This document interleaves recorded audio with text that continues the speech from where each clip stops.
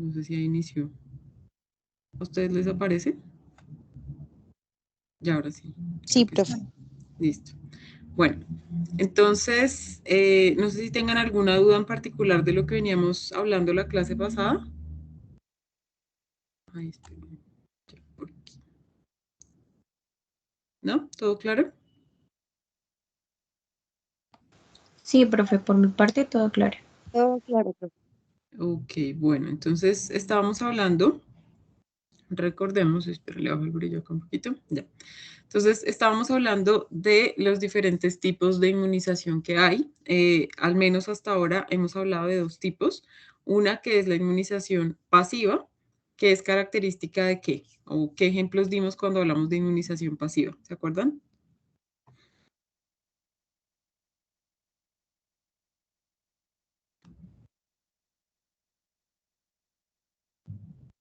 ¿No? Un ejemplo de inmunización pasiva, ¿no? El de la madre y el cachorro, profe. El Pues ese consumo de fue el que calostro. hablamos. Exacto, el consumo de calostro, donde ya se reciben los anticuerpos prácticamente listos. También, por ejemplo, la aplicación de suero antirrábico es otro de los ejemplos, porque recuerden que ahí lo que se hace es que cuando ya hubo una exposición, es decir, cuando ya es muy probable o es probable que el virus esté ya dentro del individuo, que pueda ir a circulación, en ese caso, pues lo que se hace es administrar ya los anticuerpos listos, un esquema de anticuerpos, que lo que haga, pues es que ellos, esos anticuerpos, puedan neutralizar esas partículas virales que puedan encontrarse dentro del individuo. Entonces, esos son pues dos de los ejemplos. Y hablamos también de la inmunización activa, que es la inmunización que puede ocurrir mediante vacunación, entonces mediante la aplicación controlada del antígeno, que puede ser un antígeno modificado, y también la misma inmunización que puede dar muchas veces la exposición natural, ¿no? Entonces, el hecho de que el sistema inmune sea estimulado a tal punto que pueda producir anticuerpos y que esos anticuerpos puedan permanecer a lo largo del tiempo, que puedan incluso cambiar el tipo de inmunoglobulina, que eso sí ya lo vimos hace algunos, como 2 semanas creo. Entonces, estos dos tipos de inmunización consisten pues básicamente en obviamente proteger al individuo de la enfermedad, ya sea con anticuerpos que hayan sido donados, que sería este caso, la administración de anticuerpos homólogos. Y pues esto no genera, recuerden, un estímulo del sistema inmune. En este caso, el receptor de ese antígeno, pues básicamente no tiene que hacer mucho. Entonces, eso pues para que lo tengamos bien presente. Y los anticuerpos inducidos activamente, que es donde el individuo que recibe el antígeno, ya sea antígeno suministrado de forma controlada, entonces cuando hacemos la aplicación de alguna vacuna, o con la exposición natural, pues ya nos va a implicar un estímulo al sistema inmune, entonces que él mismo tenga que producir sus propios anticuerpos. ¿Listo? Entonces, en esto consiste esa inmunización activa. Cuando hablamos en general de vacunas, ya pues digamos no hablando de anticuerpos como tal, sino de inducción al sistema inmune para que él cree sus propios anticuerpos, hablamos de diferentes tipos de vacunas. Entonces vamos a hablar de dos grandes grupos, uno que son las vacunas vivas, otro que son las vacunas inactivadas. Entonces vamos a ver algunas características de cada grupo, vamos a hablar acerca de diferentes categorías o diferentes métodos que hay para fabricar esas vacunas. Entonces, cuando hablamos de vacunas vivas, esto sí creo que ya lo habíamos visto, ¿cierto? O habíamos visto, no habíamos visto, era esto, perdón, no, esto no lo habíamos visto. Entonces, las vacunas vivas, pues como su nombre ya nos dice, pues son vacunas que generalmente tienen un antígeno, que ese antígeno pues está vivo, son vacunas que muchas veces pues son bastante susceptibles a condiciones medioambientales, en general la mayoría requieren de un tipo de conservación, ya sea pues resguardo de temperatura, resguardo de la luz, etcétera. Entonces, cuando hablamos de una vacuna viva, tenemos una gran ventaja, ya ahorita hacemos una lista de ventajas y desventajas, y esta es una gran ventaja. ¿Por qué? Porque ¿qué es lo que nosotros queremos hacer con una vacuna? pues estimular al sistema inmune para que se puedan producir anticuerpos, ¿cierto? Ese sería el objetivo principal. Cuando un antígeno es muy antigénico, recuerden que ante mayor antigenicidad, pues mayor estímulo al sistema inmune y por lo tanto mayor, pues bueno, dependiendo obviamente de algunas variables como de si el individuo es inmunocompetente o no, del tipo de antígeno, lo ideal pues es que se dé la formación de anticuerpos y además pues que se genere una población de células de memoria tanto T como B, pues principalmente B, que son las productoras de anticuerpos, para que ante una posterior exposición, pues ya el individuo tenga sus anticuerpos listos, ¿cierto? Eso sería lo ideal. Con una vacuna viva tenemos esa gran ventaja y es que ella es altamente antigénica y eso pues nos garantiza esta parte de aquí, ¿no? Que haya una memoria inmunológica. Sin embargo, hay un punto que pues es crítico y es que muchas veces estas vacunas, al ser vivas, ellas pueden ser capaces de infectar al hospedador, es decir, al receptor. Entonces, esta virulencia residual, que bueno, también se puede llamar así, entonces esa virulencia residual puede implicar un riesgo y sobre todo, bueno, pues primero al hablar de un sistema de producción, por ejemplo, si hay virulencia residual, quiere decir que nosotros prácticamente estaríamos introduciendo el virus dentro de ese sistema de producción. Entonces, eso puede representar un riesgo cuando hablamos de vacunas vivas.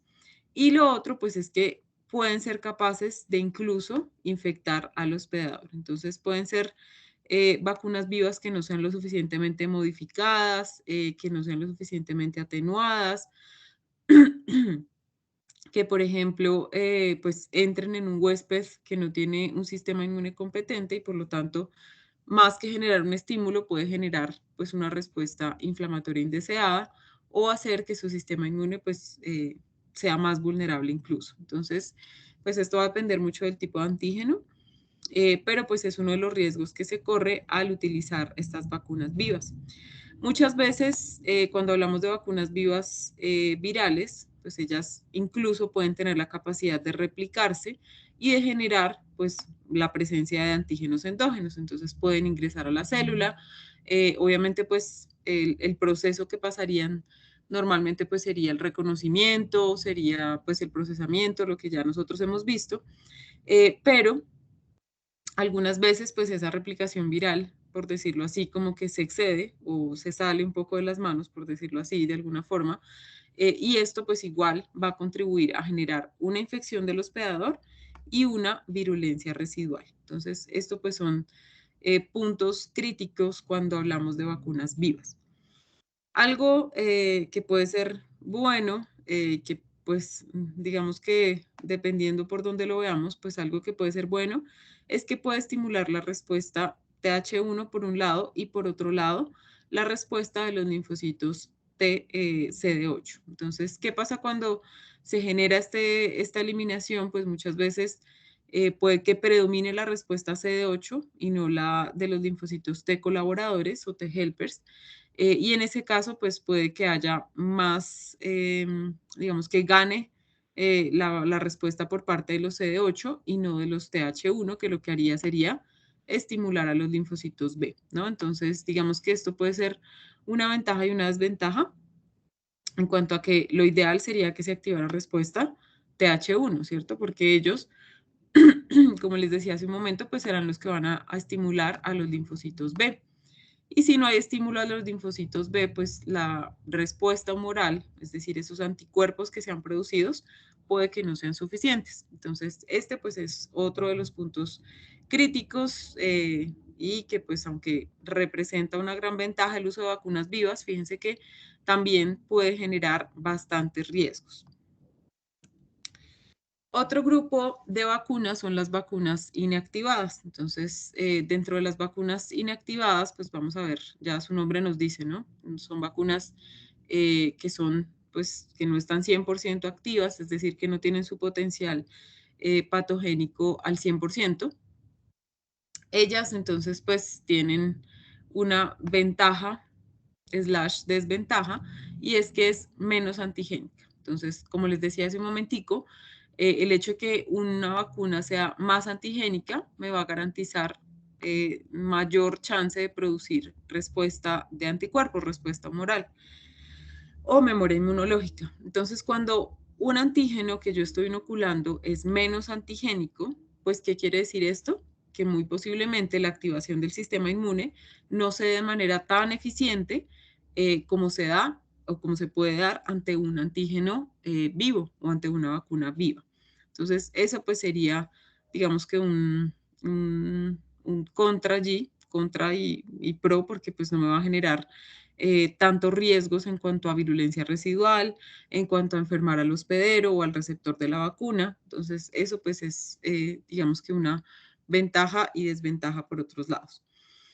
Estas vacunas inactivadas generalmente pues tienen un predominio de respuesta de linfocitos T helper tipo 2 y también tiene una respuesta pues más de linfocitos ayudadores en general. Entonces no activa los CD8 generalmente, como lo mencionaba con las vacunas vivas, entonces no genera esa presencia de antígenos endógenos, sino que suelen ser vacunas que dejan antígenos por allí circulantes, ya sea partes de algún antígeno. Bueno, ya ahorita hablaremos un poquito de eso.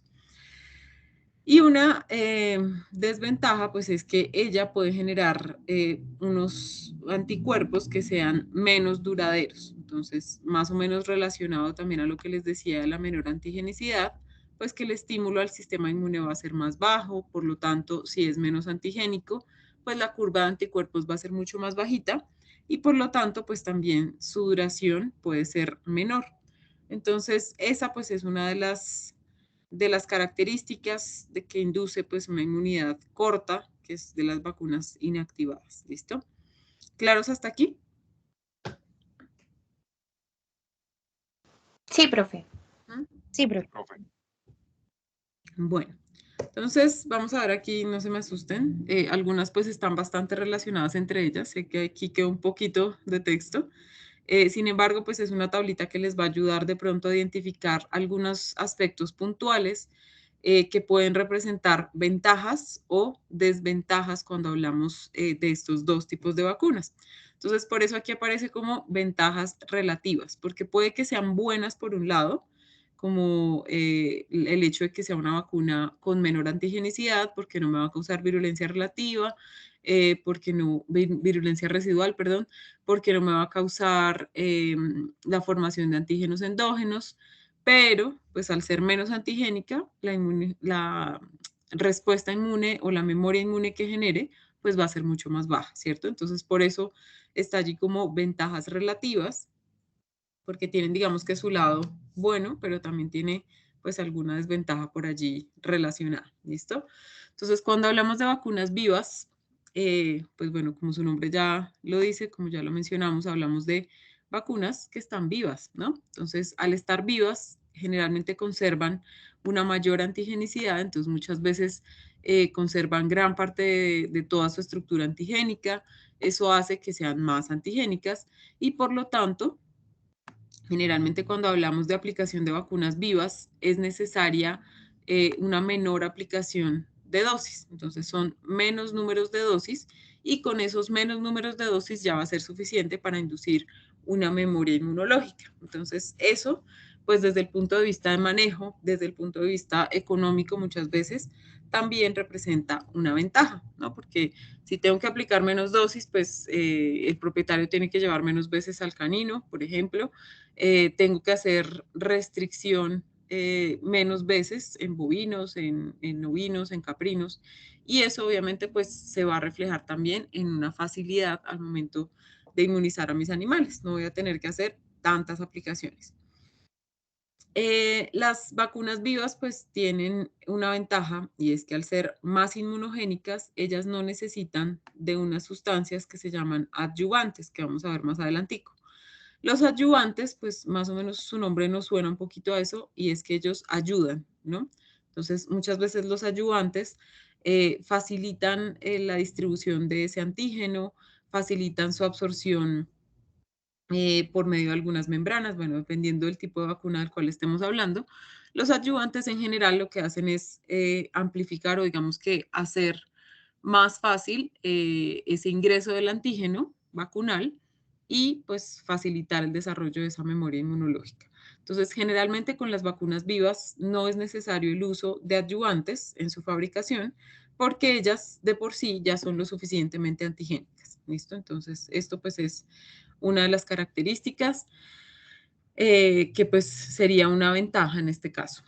Cuando hablamos de menos probabilidades de hipersensibilidad, entonces nos referimos a que al ser vacunas que no son modificadas generalmente, ellas pues tienen menor probabilidad de generar reacciones de hipersensibilidad.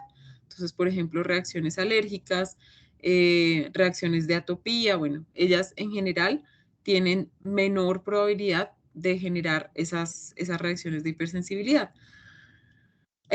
Muchas veces, y bueno, no muchas, tal vez mejor, con frecuencia pueden describirse reacciones de rechazo a las vacunas, reacciones que incluso pueden resultar en anafilaxia y en la muerte de los animales, ¿no? Entonces, generalmente las vacunas vivas, que son pues antígenos, como ya les he dicho, nada modificados o muy poco modificados, eso hace que ellas generen menor tipo de reacciones alérgicas porque son lo más parecido al antígeno natural, sin muchas modificaciones.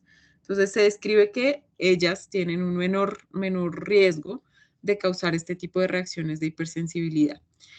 Una de sus ventajas, y bueno, aquí depende cómo la tomemos, es que puede inducir la producción de interferón. Entonces, bueno, ¿qué tiene de ventaja? Pues que al inducir la liberación de interferón, pues ya sabemos que el interferón va a activar la respuesta de muchas otras células, que es una citoquina que actúa generalmente como proinflamatorio. Entonces, eso es bueno porque me va a generar mayor activación celular, por lo tanto, pues mayor chance de producir anticuerpos. Entonces, esto puede verse como una ventaja, pero también acordémonos que el interferón está asociado con gran parte de los signos clínicos del comportamiento de enfermedad. Entonces, eso pues puede representar una desventaja, ¿no? ¿Por qué? Porque me puede inducir un comportamiento de enfermedad en mis pacientes, disminución del consumo de alimento, de pronto algo de vulnerabilidad para otras infecciones. Entonces, esto pues es, digamos que, uno de los aspectos que puede ser ventaja o que puede ser desventaja.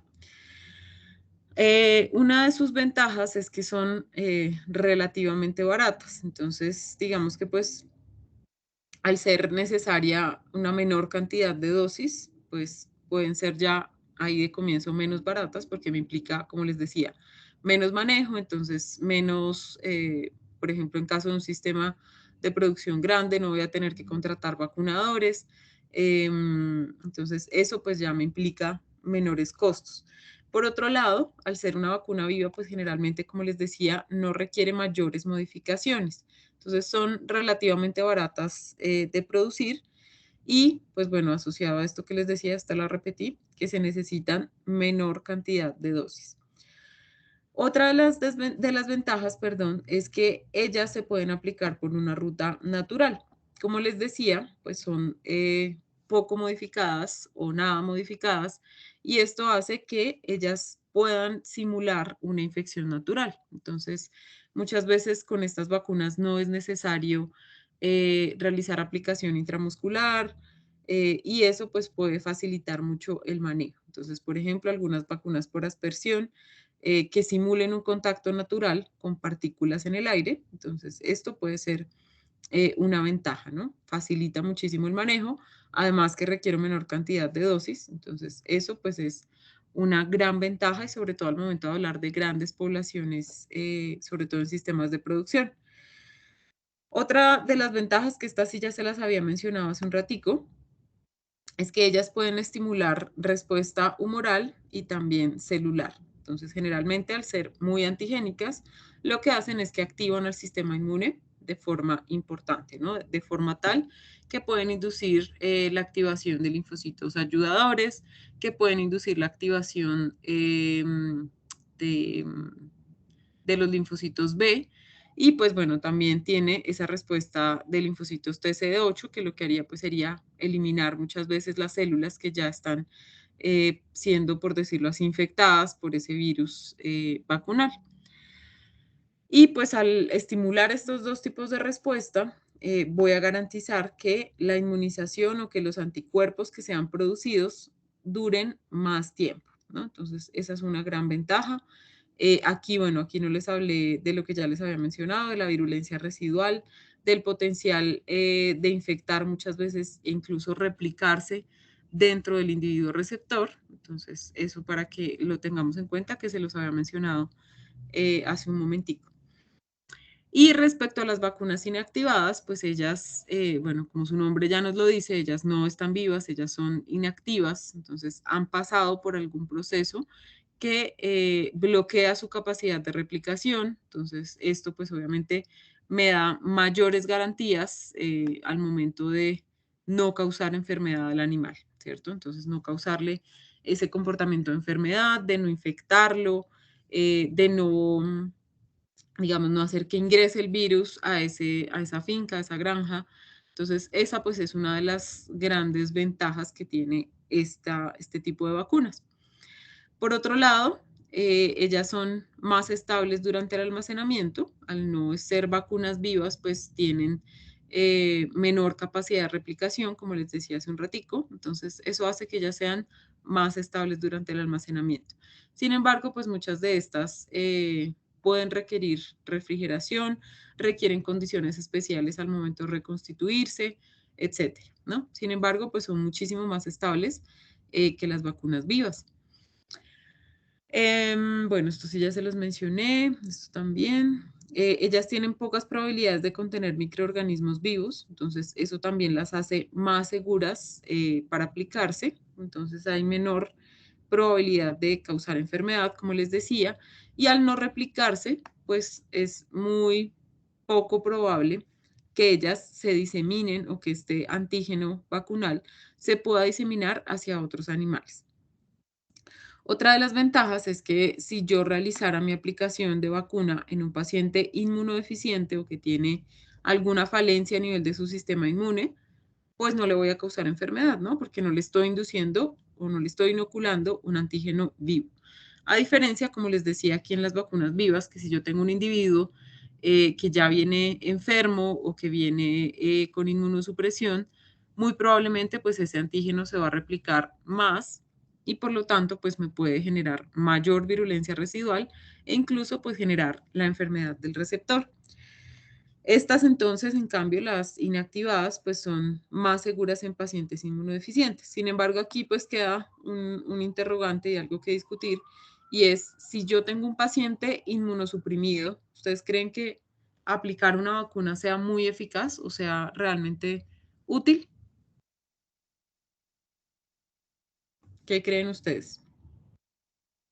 No, profe, porque digamos, muchas veces lo que le dicen a uno, digamos, cuando vacuna a un perrito es que si está enfermo hay que esperar porque puede como que incrementar los signos de la enfermedad. Ujú. Entonces, que le cause mayor debilidad a ese sistema inmune, ¿no? Se va a volcar o va a tratar de defenderse de ese antígeno y puede que haya otros antígenos concomitantes, ¿no?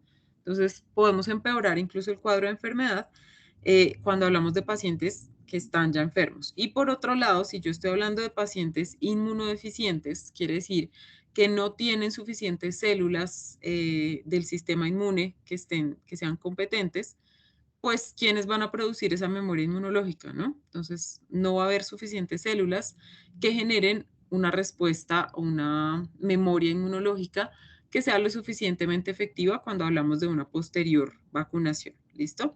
Entonces, muchas veces, pues lo ideal y como ya más o menos les he venido mencionando, el médico veterinario, el clínico que esté encargado del paciente, pues tendrá el criterio para establecer su esquema vacunal y pues obviamente dentro de ese criterio lo ideal es que consideremos primero si el animal está sano y segundo cómo están sus células del sistema inmune. Entonces, lo que les decía, muchas veces dentro del protocolo prevacunal no solamente está nuestro examen clínico riguroso y juicioso, sino que también está la realización de al menos un cuadro hemático o dos cuadros hemáticos que nos permitan garantizar que el animal tiene un sistema inmune que es competente, ¿sí? Que tiene suficientes células que no se encuentran debajo de los rangos normales y de esta forma, pues nuestro sistema inmune o el sistema inmune del receptor pues va a estar en la capacidad de producir esa memoria inmunológica.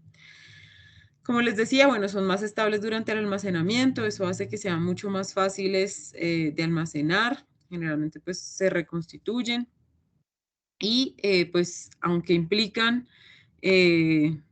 inicialmente pues una buena inversión, entonces generalmente al momento de inactivar esas vacunas, sea por el método que sea, se hace una buena inversión inicial.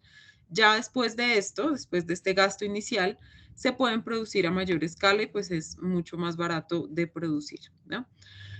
Aquí algo que no les mencioné y es que ustedes creen que con una sola dosis voy a generar la misma memoria inmunológica que generaría con una vacuna viva.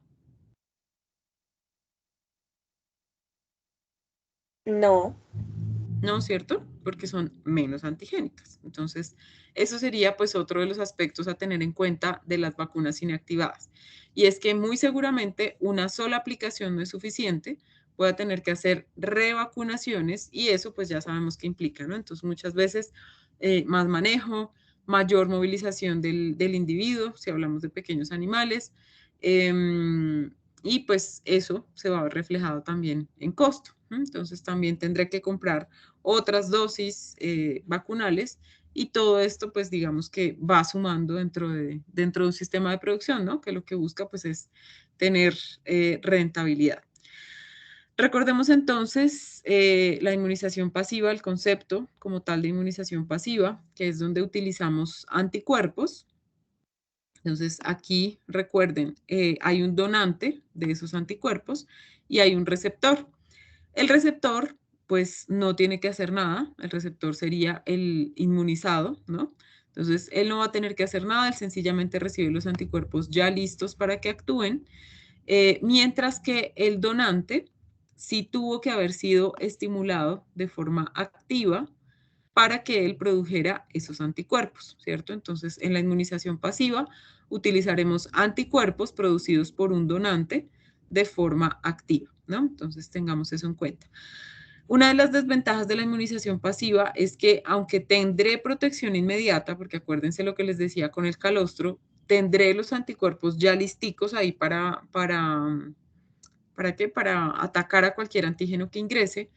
Esos anticuerpos van a durar poco tiempo, que es esos 45 días que ya hemos mencionado, y eso pues obviamente no es lo ideal. Lo ideal sería que el propio individuo produjera sus anticuerpos y esto me garantizaría que, bueno, aunque es una respuesta lenta porque él no los produce inmediatamente, esos anticuerpos, él se demora un poquito, pero esos anticuerpos que él obtenga me van a garantizar una respuesta inmune más duradera, ¿no? Entonces, en este sentido, pues es una gran ventaja cuando hacemos una inmunización activa. Dentro de la inmunización activa, entonces, hablamos de un tipo de vacunas que son las vacunas vivas, también hablamos de las vacunas inactivadas, y esto pues es, digamos que lo que nos debería quedar al menos de conclusión de lo que vimos hace un momentico, ¿no? Las vacunas vivas van a generar una respuesta inmune más eficaz. Tenemos riesgos, sí, como la virulencia residual, como el generar el comportamiento de enfermedad en esos animales, sí, pero pues es una respuesta inmune que va a ser mucho más efectiva, con mayor cantidad de anticuerpos, mayor duración de esa memoria inmunológica, mientras que las vacunas que son o que utilizan microorganismos inactivados, pues van a requerir muy seguramente reaplicaciones, son menos antigénicas, por lo tanto producen menor cantidad de anticuerpos o un menor estímulo al sistema inmune y eso pues obviamente es digamos que una de las pequeñas desventajas que presentan estas vacunas inactivas. Pero recordemos, son más seguras en animales inmunosuprimidos y pues no estoy induciendo, no estoy inoculando una cepa viral dentro de mi sistema de producción o en esos individuos. Entonces aquí un cuadrito que resume un poco lo que vamos a ir viendo. Ya ahorita pues hablaremos un poquito en detalle de algunos conceptos que aparecen aquí. Entonces cuando hablamos de inmunidad adquirida, pues hablamos de una forma que involucra esa inmunidad adquirida, que es la inmunización pasiva. ¿Por qué aparece aquí saliendo de la inmunidad adquirida? Porque acuérdense que para producir para producir esa inmunidad adquirida, es decir, esos anticuerpos, yo tengo que estimular a un individuo de forma activa, ¿no? Entonces, por eso es que aparece allí. Sin embargo, recuerden que una inmunización pasiva no estimula al sistema inmunológico del receptor para que él produzca anticuerpos. No. Aquí, ¿cómo puede ser? Yo administro anticuerpos obtenidos de forma artificial, que serían, por ejemplo, esos lactorreemplazadores o reemplazadores calostrales, mejor. Y la otra forma, pues, sería los anticuerpos calostrales como tal, que vienen de la madre. Aquí, también en artificial, pues, por ejemplo, la obtención de algunos sueros, como el suero antirrábico que les mencionaba al inicio de la clase. Y la inmunización activa, que es de la que ya se desprende ahora sí todo el resto del cuadro. Entonces, pues una de las formas de hacer una inmunización activa, como les decía al comienzo, pues es la infección natural, ¿no? Entonces, el hecho de que nos expongamos ya a un antígeno de forma natural, pues me está garantizando que estoy estimulando al sistema inmune y pues esto, al generar un estímulo ya completo de toda la línea de las células de defensa, desde su comienzo, con respuesta inmune innata y adquirida, pues ya me va a garantizar la producción de anticuerpos. Está también la inmunización artificial, entonces es aquí cuando hablamos de diferentes tipos de vacunas, entonces las vacunas vivas, que serían estas que aparecen aquí como organismos vivos, y las vacunas inactivadas, ¿listo? Que serían estas de organismos no vivos. Bueno, entonces dentro de los organismos vivos vamos a ver que hay diferentes formas de aplicar esos organismos vivos con algunas modificaciones. Entonces, algunas de estas incluyen los organismos recombinantes. Esto sí creo que más o menos lo han mencionado ya con la profe Susana. Entonces, cuando hablamos de organismos recombinantes, hablamos, por ejemplo, de inocular una parte de un virus o de generar alguna modificación que ya ahorita veremos más en detalle en una bacteria, inoculando una parte del virus, por ejemplo, ¿sí? O generar diferentes, o un virus con partes, por decirlo así, o con segmentos de otro virus que sea más antigénico. Entonces podemos utilizar tanto vectores bacterianos como vectores víricos, en este caso, y bueno, otros ejemplos de los organismos vivos que se pueden utilizar y de algunos cambios que podemos realizar son, bueno, algunos cambios genéticamente, algunos que se atenúan por cultivo, que ya veremos más adelantico, otros heterólogos y hay otros que sí se aplican tal cual, ¿no? Que se aplican completamente virulentos, que no pasan por modificaciones y obviamente pues este sería, estos que son completamente virulentos, son los que tienen pues mayor probabilidad de esos riesgos que les mencionaba, ¿no? Entonces, el hecho de que yo inocule directamente ese antígeno, pues estoy aumentando la probabilidad de replicación, de virulencia residual y obviamente pues eso es algo indeseado, ¿no? Dentro de los organismos no vivos, entonces, o inertes o no, perdón, o inactivos, entonces podemos tener algunos organismos muertos, entonces podemos utilizar, por decirlo así, como la estructura externa de alguna bacteria, que ya esté muerta, entonces conservamos únicamente su estructura externa y esto pues nos va a ayudar a generar una inmunización. Sin embargo, pues serán agentes que no pueden replicarse, que no pueden multiplicarse y esto pues es una ventaja, ¿no? Entonces, eso para tenerlo en cuenta. Y también dentro de estos antígenos no vivos podemos tener algunos antígenos que sean clonados y que tengan algún tipo de modificación. El uso de toxoides, entonces el uso de algunas toxinas que puedan estar modificadas y esto o inactivadas, ya sea por la exposición a altas temperaturas.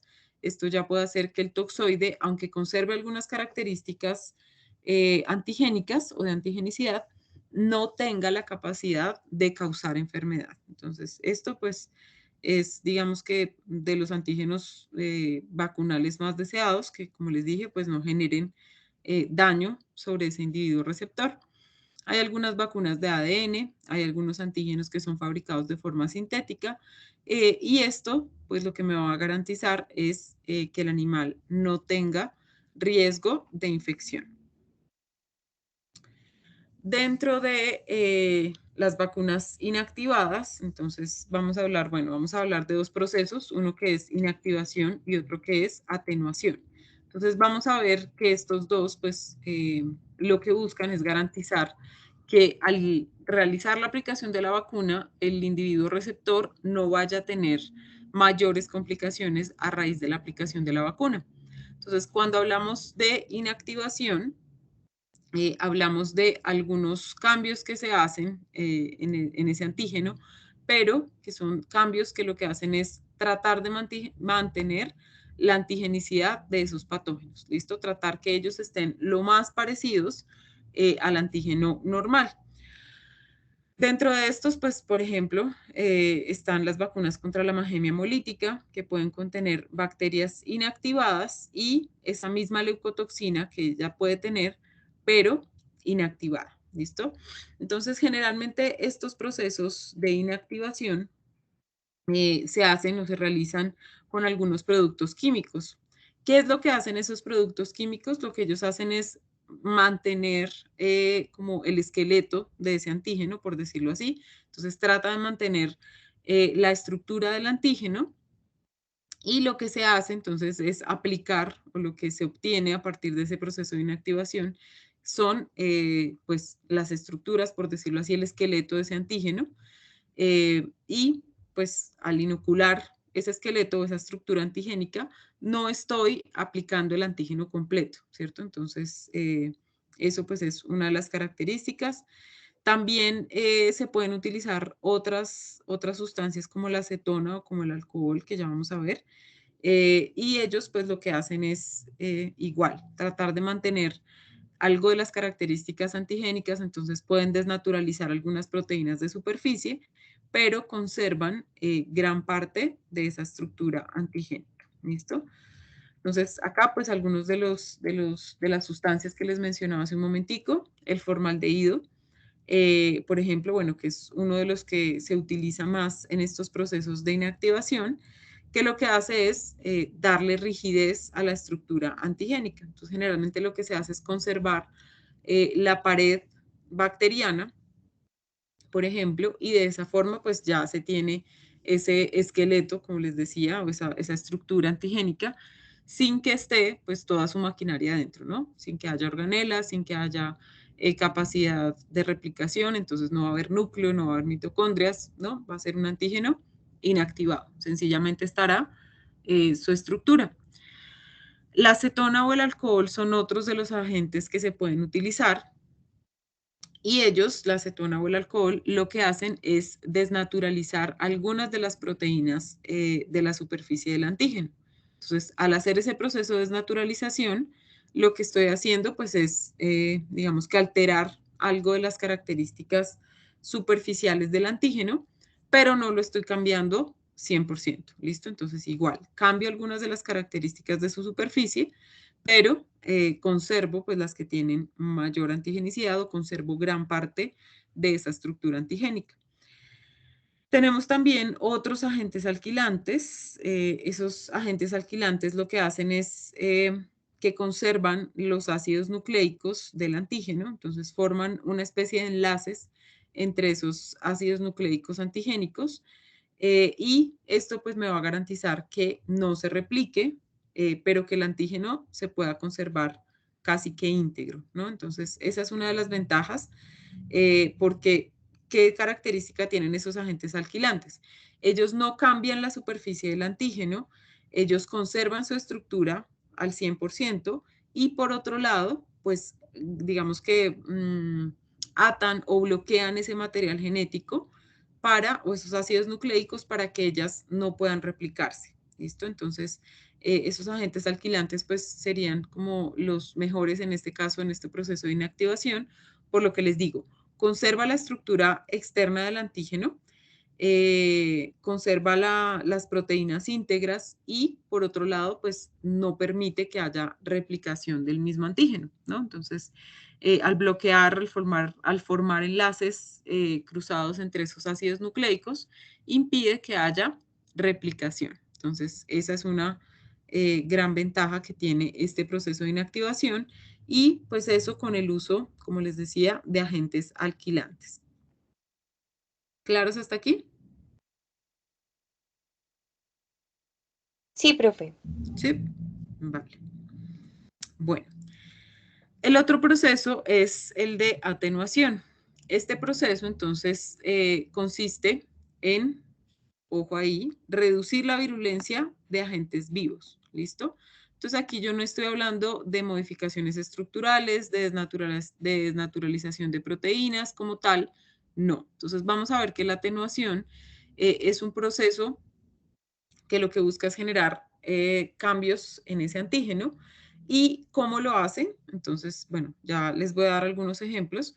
Esperen porque ustedes no sé si alcanzaron a copiar. Entonces, cuando hablamos de esa atenuación, generalmente pues hablamos de antígenos vivos, que están vivos, pero que pasan por condiciones muchas veces adversas, entonces lo que se hace es como cultivarlos en medios que no son tan amigables para ellos y al darles un ambiente que no es tan amigable a ellos, pues ¿qué significa? Que él se puede replicar, sí, él podría replicarse, pero él ya no se va a replicar al 100%, ¿no? Entonces él va a ir perdiendo ese poder antigénico que tiene, entonces lo que pasa por ejemplo, bueno, en los vivos inactivados, pues es que ya ese mismo antígeno pues puede ir cambiando. Entonces ya ahorita les daré algunos ejemplos de estos vivos inactivados y hay otros que sí llegan a un proceso en el que ya están totalmente inactivados. Entonces cambian sus moléculas de superficie, cambian algunas de sus capacidades o de sus factores de virulencia mejor. Y ellos pues pueden tener una característica y es que si no los atenuamos o si el proceso de atenuación es leve, esto puede generar una virulencia residual, porque igual estamos hablando de antígenos vivos. Entonces, esto pues es un proceso, fíjense bien, repito, en la atenuación se busca reducir la virulencia de agentes vivos. Entonces aquí yo no estoy hablando ya de la estructura o del esqueleto de la bacteria, no, yo aquí estoy hablando de agentes vivos que están pasando por un proceso que lo que hace es atenuar, es decir, que disminuye esa capacidad virulenta, esa capacidad antigénica del agente. Entonces, cuando la atenuación se da en bajas cantidades, cuando la atenuación no es muy marcada, este antígeno igual pues conservaría ese potencial de causar enfermedad. Entonces, esa pues es una de las características que nos permiten inmunizar con buena antigenicidad, pero tenemos ese riesgo de una virulencia residual. Entonces, aquí algunos de los ejemplos de atenuación que nos han llevado pues algunas de las vacunas que ya tenemos hoy en día disponibles. Entonces, por ejemplo, para las vacunas generadas de Mycobacterium bovis, lo que se hizo fue cultivar a esa micobacteria en un tiempo prolongado, entonces por 13 años fue cultivada en un medio saturado con bilis. Entonces, lo que les decía, se les genera un ambiente hostil, no lo suficientemente hostil para matarlas, pero sí hostil para que ella no pueda realizar todas sus funciones bacterianas, bueno, de digestión, de respiración, que no las pueda realizar de forma normal, que las pueda realizar, pero digámoslo así, un poco disminuidas.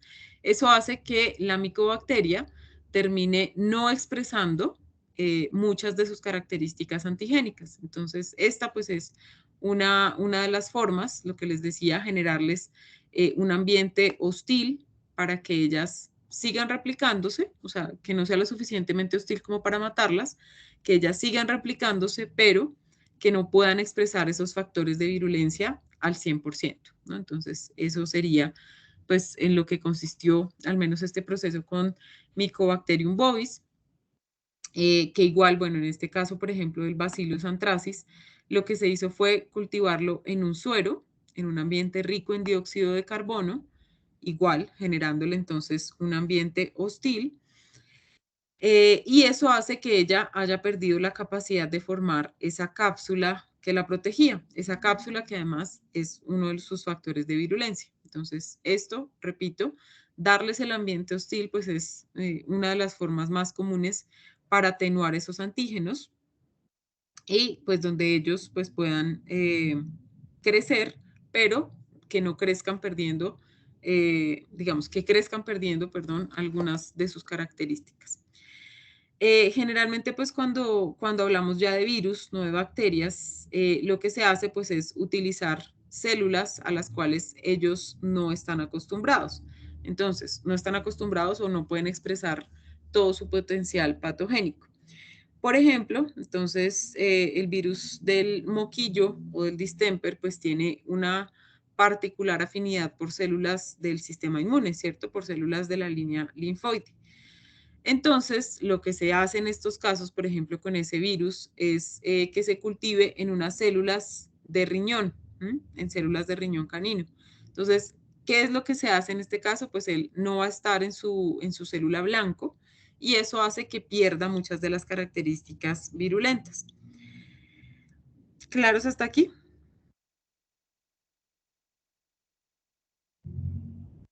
¿Sí? Sí, profe. Sí, profe. Sí, Bueno. profe. Aquí, bueno, otros de los ejemplos, en este caso, pues una vacuna viva de hemangemia hemolítica y pastorela multósida, que pues se desarrollaron como bacterias mutantes, generándolas como unas bacterias dependientes de streptomicina. Entonces se cultivaron en un ambiente, bueno, primero fueron inducidas mutaciones en ellas, haciendo que ellas pudieran crecer en cultivos ricos en un antibiótico como la streptomicina, ¿no? Entonces, ¿eso qué hace? Obviamente, pues que ellas pierdan gran potencial de su virulencia y eso pues es una de las características importantes de este proceso de atenuación. Ellas pueden crecer, como les decía, no van a morir, pueden proliferar, pueden replicarse, pero sin gran parte de su potencial antigénico o de sus factores de virulencia. Entonces, importante. Y lo que les decía hace un momentico con el ejemplo del virus del distemper es que ellas pues se pueden replicar en células o hacer cultivos celulares con células que no son su célula blanco, ¿no? Entonces, por ejemplo, si hay alguno que se afina en enterocitos, entonces lo voy a replicar en células, no sé, en células epiteliales pero de piel, o lo voy a replicar en epitelios tubulares renales, como el caso del distemper. Y de esa forma, ese virus o, bueno, o esa bacteria, cuando se cultiva en medios que sean hostiles o diferentes a los que ellos tienen como blanco, como en los que pueden expresarse al 100% sus factores de virulencia, esto va a garantizar que ellas pues no sean lo suficientemente antigénicas. ¿Listo? Entonces, esto pues es otra de las características. Bueno, entonces me dicen que no tienen dudas hasta ahora. ¿Todo bien?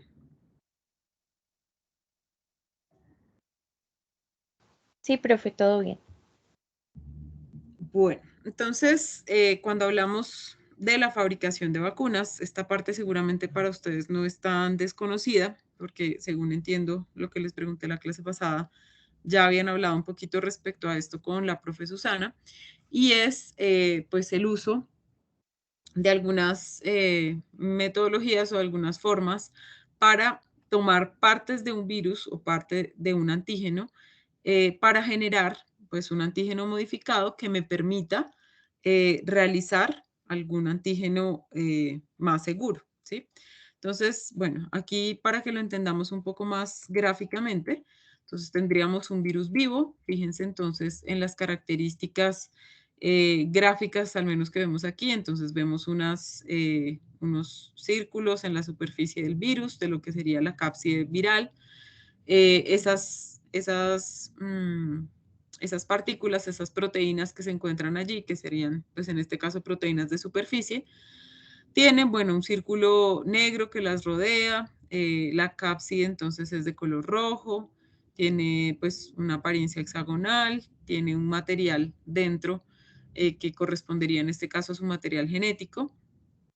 Y fíjense que a partir de ese virus vivo se pueden obtener diferentes formas, ¿no? Se pueden obtener diferentes fragmentos, como lo vemos por aquí a la derecha, o se pueden hacer algunas modificaciones, ¿no? Entonces, uno sería el virus vivo modificado. Entonces, cuando hablamos de un virus vivo modificado, pues lo que hacemos es cambiar parte de su estructura, ¿no? Entonces, generar algún cambio, ya sea en su superficie, ya sea en su genoma viral, y de esta forma, pues podemos, por ejemplo, hacer que el virus no sintetice alguna de sus proteínas virales, alguna de sus proteínas de superficie, etcétera, ¿no? Entonces, los virus vivos modificados serían unos de estos ejemplos, como los que les decía hace un ratico, ¿no? Entonces, les puedo dar algún ambiente diferente para que ellos pues no produzcan ese antígeno principal que tienen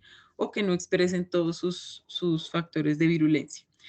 Tenemos también la inactivación del virus, que fue el primer proceso que mencionamos. Entonces, recuerden, les hablaba de formaldehído, les hablaba de alcohol, les hablaba de algunos agentes alquilantes que lo que hacían era formar enlaces cruzados entre el ADN para que no hubiera replicación. Entonces, esto sería el caso de un virus inactivado. Entonces, es un virus que, fíjense, conserva todas las características generales, entonces igual sigue teniendo esas proteínas azules en su superficie, la cápside sigue siendo hexagonal de color rojo, el genoma sigue siendo azul, solo que pues aquí ya está inactivo, él ya no puede hacer ese proceso de replicación.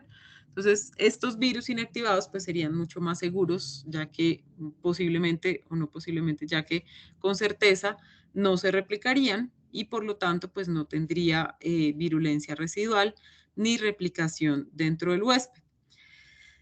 Otro de los productos que podríamos obtener a partir de un virus vivo, entonces sería tomar algunas de las partes de ese virus. Por ejemplo, bueno, aquí hablaríamos de subunidades purificadas. Entonces, en este caso del gráfico, lo que se tomaría, por ejemplo, serían las proteínas de superficie. Entonces, al tomar muchas proteínas de superficie de diferentes viriones e inocularlas posteriormente dentro del agente, dentro del receptor, perdón, ¿qué garantizaría? Entonces, listo, entra parte del antígeno. ¿Eso qué significa? Pues que igual puede ser reconocido como extraño, que igual puede activar o desatar una respuesta inmunológica, sí, pero si yo solamente tengo las proteínas de superficie, pues no va a haber replicación viral, ¿cierto? Entonces no va a ser un antígeno endógeno, en este caso él no va a entrar igual a la célula ni va a hacer todo el proceso que haría un virión completo. Entonces solo tendríamos parte de ese virus purificado que sería inoculado ya en el individuo receptor. Tenemos también otros productos que podemos obtener, que serían los productos recombinantes. Ahorita entonces más adelante hablaremos un poquito de esto. No sé si dejamos ya para la actividad. Ya ahorita hablamos al respecto. Entonces, en el producto recombinante lo que hacemos es tomar una parte, por ejemplo, de las proteínas, una parte de la cápside, algo de su antígeno. Muchas veces también tomamos el genoma, podemos tomar una parte del genoma, inocularla o digamos que hacerla parte de una bacteria. Entonces podemos utilizar algún vector bacteriano y de esta forma pues generaremos un producto recombinante. Ya ahorita entonces vemos algunas gráficas que nos orienten un poco en esa parte.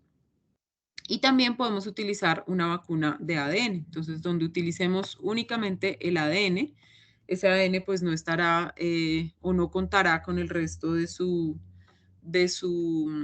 estructura, entonces no tendrá la cápside, no tendrá ya esas proteínas, bueno, estructurales, no estructurales. Entonces, esto pues hace que el virus pierda gran parte de su virulencia, ¿listo? Al ser un virus que entra desnudo como tal, pues es más vulnerable a ser reconocido, a ser procesado. Digamos que no va a contar con esa protección extra que le da toda la cápside, toda la cápsula. Entonces, esto pues es otra de las formas por las cuales podríamos realizar una inmunización. ¿Alguna duda hasta aquí, muchachos? ¿O todo bien? No, profe, por Vamos mi bien. parte. ¿Todo bien? Bueno.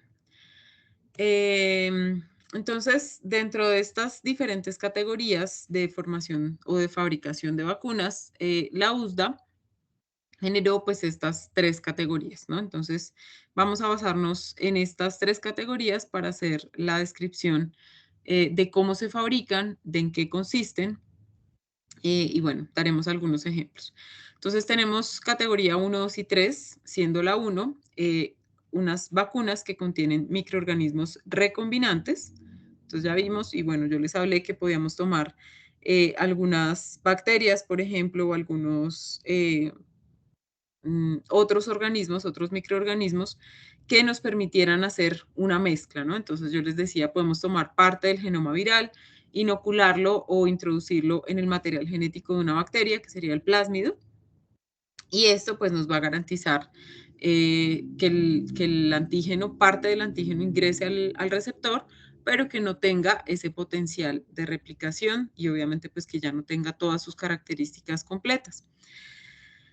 También están la categoría 2 que contiene algunos microorganismos con deleciones génicas. Entonces, cuando generamos ya algún cambio en la estructura de ese antígeno o genes marcadores heterólogos. Ya ahorita hablamos un poquito al respecto. Y está la categoría 3 en la cual pues podemos utilizar algunos vectores vivos que expresen genes heterólogos para algunos antígenos que puedan ser inductores de inmunidad, que sean inmunizantes o que sean estimulantes. ¿Listo? Entonces vamos a ver un poquito en detalle estas categorías y algunos ejemplos dentro de esas categorías. Entonces está la categoría 1. Dentro de esta categoría, entonces tenemos algunos antígenos que son producidos o que son modificados mediante ingeniería genética. Y generalmente, pues, unos de estos incluyen los antígenos purificados. Entonces, acuérdense que hace un momentico les mostré el virus, le quitábamos todas las proteínas de superficie y ese era el antígeno purificado, ¿no? Entonces, esto puede ser un ejemplo. También otro de los ejemplos que van incluidos dentro de esta categoría 1 es cuando nosotros obtenemos, cuando nosotros obtenemos las vacunas recombinantes. Entonces, ¿cómo se hace? Podríamos tomar una parte del ADN o del genoma del antígeno. Ese genoma antigénico lo podemos inocular en una bacteria, en una levadura o en cualquier otro microorganismo que pueda expresar el antígeno en su superficie. ¿Listo? ¿Qué me garantiza eso? Que de alguna forma el sistema inmune logre reconocer parte del antígeno principal, o sea, contra el que yo quiero inmunizar. Y, por ejemplo, si yo utilizo una bacteria o una levadura, al hacer un cultivo de este antígeno ya recombinado, eso pues me va a garantizar que ya les voy a mostrar porque así no me van a entender. Entonces, al utilizar o al generar yo mismo un cambio, entonces tengo mi bacteria, pero a esa bacteria le inoculé un pedacito del genoma viral. Entonces, después, cuando esta bacteria ya tiene parte del genoma viral en su interior, también lo va a expresar en su superficie. Entonces, este antígeno viral también va a ser reconocido por el sistema inmunológico. Ya ahorita con el gráfico lo vamos a entender mejor. Entonces, si yo ya tengo esta bacteria que tiene ese cambio realizado, ese cambio a nivel de su plásmido, ¿puedo cultivar esta bacteria? Sí. Y si yo cultivo esta bacteria en grandes cantidades, significa que ya voy a tener gran parte o gran cantidad de antígeno que me genere pues una respuesta o que estimule al sistema inmunológico. ¿Listo? Viéndolo ya un poquito más claro aquí con este dibujo, entonces fíjense, tendríamos, bueno, nuestro virus, el ejemplo de virus que ya venimos utilizando de antes. Tenemos entonces, bueno, sus proteínas de superficie, el genoma o el ácido nucleico.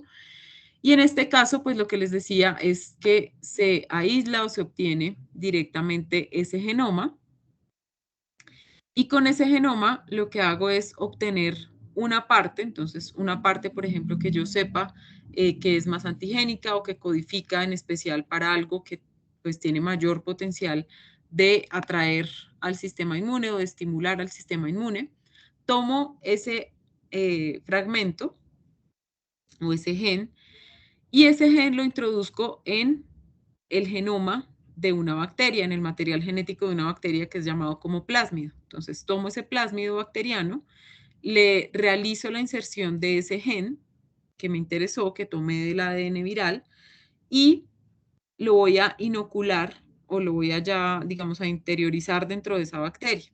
Entonces, por ejemplo, en este caso, ¿qué habríamos tomado? El gen que codifica para la producción de las proteínas de superficie, ¿sí? Entonces, si yo tomé ese gen que produce o que me va a ayudar a sintetizar posteriormente esas proteínas de superficie, pues esta bacteria que yo tomé como vector, esta bacteria va a ser capaz de liberar esas proteínas de superficie, ¿sí? Entonces tomé una parte del ADN o del genoma viral que sintetizaba para la fabricación de esas proteínas de superficie y ahí esa bacteria la voy a cultivar, ¿listo? Entonces puedo cultivar esa bacteria en cualquier cultivo que ella pueda crecer fácilmente, porque ella, pues, primero, no vamos a utilizar una bacteria antigénica, ¿no? Entonces vamos a utilizar una bacteria que no vaya a ser patogénica, que me sirva como un vector sin causar la enfermedad al receptor.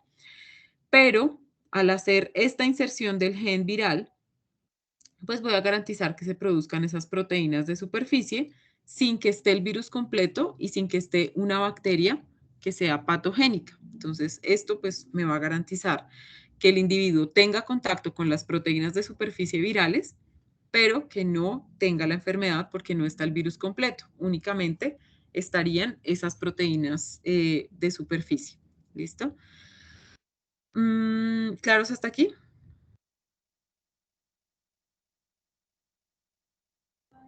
¿O no? ¿O los perdí?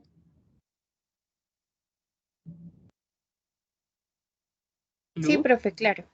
¿Claros? Sí, Bueno. profe, todo claro.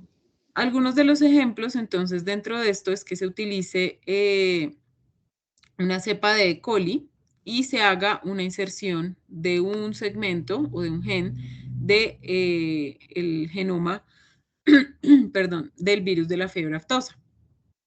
Entonces, esto pues me va a garantizar que yo produzca una vacuna recombinante que sea segura, es decir, que no vaya a ser el virus completo, sino que solamente sea una parte de ese virus. Y también pues voy a generar un cambio en esa bacteria que va a hacer que la bacteria pues pueda no ser patogénica, que no me vaya a causar enfermedad del individuo receptor. ¿Listo? También tenemos otro ejemplo, que es el de la enfermedad de Lyme o de Lyme, que es causada por esta bacteria, que es la Borrelia burgdorferi. Y lo que se hace, pues, es que se induce parte de este genoma o de este plásmido bacteriano en una cepa de E. coli. Aquí utilizaríamos un adyuvante u otra molécula que facilite la distribución de esta E. coli y esto pues nos ayudaría obviamente a inmunizar sin necesidad de inducir enfermedad. Entonces las vacunas recombinantes pues tienen esa ventaja y es que no introducen un antígeno completo, sino que generan un cambio ya pues con ingeniería genética. Entonces es un poco más dispendioso de producir, pero pues es mucho más segura, ¿no? Una vacuna recombinante puede ser mucho más segura porque estoy generando pues la inoculación, como les decía, de un antígeno no completo y que ha pasado por una modificación. Aquí entonces, dentro de la categoría 2, tenemos microorganismos que son atenuados genéticamente. Entonces aquí no voy a utilizar vectores, no voy a utilizar ni vector bacteriano, ni levaduras, no. Aquí estoy hablando de un mismo antígeno. Entonces, fíjense, bueno, aquí tendríamos el agente patógeno, es decir, contra el cual yo quiero inmunizar. Fíjense entonces en las características del diagrama. Entonces, presentamos, bueno, el plásmido o ese material genético de la bacteria. Tenemos también sus proteínas, sus estructuras de superficie, pero si yo elimino un gen, que es el que codifica para ese factor de virulencia, que es el que me va a inducir mayor respuesta inflamatoria o la capacidad patogénica de ese agente, si yo lo elimino, si yo lo borro, lo retiro de ese genoma, pues voy a dejar un antígeno que ya esté atenuado, ¿no? Él ya no va a tener esa capacidad de producir todos los factores de virulencia que él tenía, no, porque yo retiré ese material genético, esa parte del material genético que codificaba para la producción de esos factores de virulencia.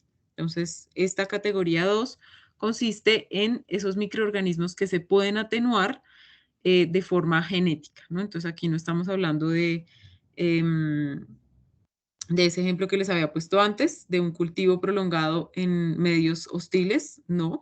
Hay otra forma de atenuar, entonces una, la que ya vimos, los medios hostiles por tiempos prolongados que les van a disminuir ese potencial de expresar esos factores de virulencia. Y otra de las formas de hacer esa atenuación es cambiando genéticamente la estructura del antígeno. ¿Listo? Entonces, en este caso, pues, como les decía, se retira una parte del genoma que codifica para la producción de algún factor de virulencia. Entonces, de esa forma voy a obtener un antígeno atenuado, él ya no tiene ese potencial de causar enfermedad, al igual que un antígeno completo.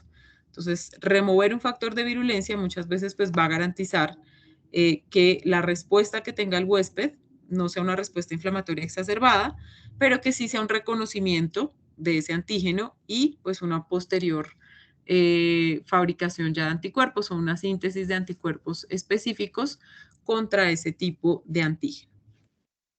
¿Claros? Dos formas de atenuación que ya hemos visto. Una, el cultivo prolongado hostil. Entonces, como les decía, bilis, ambientes ricos en dióxido de carbono para bacterias que necesitan oxígeno puro o oxígeno como tal. Y la otra forma de atenuación que sería de forma genética, retirando o removiendo parte de sus factores de virulencia. Dentro de la categoría 3, entonces hablaríamos de microorganismos vivos que puedan ser recombinantes. Aquí, bueno, el ejemplo es pues un ejemplo que se da en virus particularmente. Entonces, lo que se hace es utilizar virus que sean de buen tamaño. Entonces, en un virus grande o de buen tamaño, de mayor tamaño, pues es más fácil realizar manipulación. Entonces, se utilizan virus como, bueno, el poxvirus es uno de los virus más utilizados porque tiene pues un genoma lo suficientemente grande, tiene un buen tamaño y eso pues permite que se pueda utilizar más fácilmente. ¿Listo? Entonces ya veremos ese ejemplo. Entonces, al tener un virus o una bacteria o cualquier agente que tenga un tamaño adecuado, se pueden realizar más modificaciones. Entonces, lo que se hace muchas veces, pues, es tomar parte del antígeno viral o del antígeno como tal, del antígeno que puede generar enfermedad, y se inocula en otro que muchas veces, pues, no pueda causar enfermedad. Entonces, ya vamos a ver pues, un ejemplo más claro, ya con gráfico, que es más fácil de entender. Dentro de estos ejemplos de la categoría 3 encontramos las usadas para el virus de la viruela aviar, rabia y también Newcastle. Entonces ya ahorita les hablo un poquito de esto.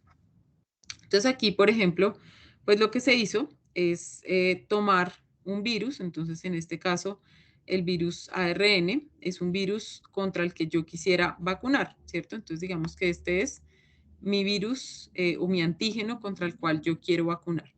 Entonces, lo que se hace en este caso, pues bueno, primero se realiza o se toma ese virus ARN, se realiza la transcripción inversa para ya tener un virus ADN. Toma entonces un poxvirus. Este poxvirus entonces es un virus que, como les decía, pues va a tener un buen tamaño. Entonces, ese buen tamaño me permitiría realizar modificaciones más fácilmente. Y en este virus lo que haría sería hacer esa recombinación. Entonces, tomaría una parte del material genético del virus principal, o sea, el virus antigénico, el virus contra el cual yo quiero vacunar, haría esa recombinación con este virus que no me va a causar enfermedad. Entonces, este poxvirus no sería un virus causante de enfermedad y me va a servir como un vehículo para, pues, inocular ese fragmento del antígeno que sí me interesa. Entonces, lo que se hace, pues bueno, es que se aplica como vacuna ya ese poxvirus recombinante. Ese poxvirus recombinante ingresaría o podría ingresar a la célula del individuo receptor de la vacuna y lo que va a hacer esa partícula del virus, pues es más o menos lo que yo les mostraba con el plásmido. Entonces, ¿se acuerdan que yo les decía, bueno, tomé un segmento del antígeno o del genoma antigénico que me interese porque produzca algún factor de virulencia, ¿cierto? Entonces, en este caso, se tomó un segmento de ese virus que codificaba para la producción de esas proteínas de superficie. Entonces, al hacer esa inoculación, al ingresar entonces a la célula del huésped, ese virus, bueno, recuerden que un virus igual requiere de una célula huésped para poder replicarse.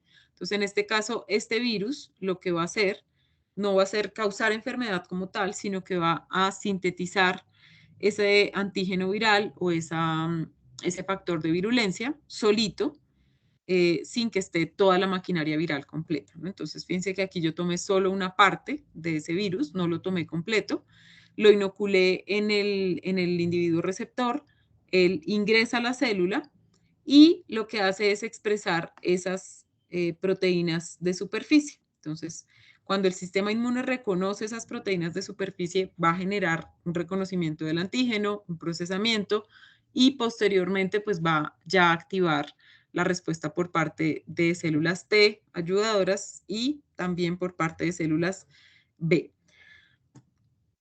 ¿Claros hasta aquí?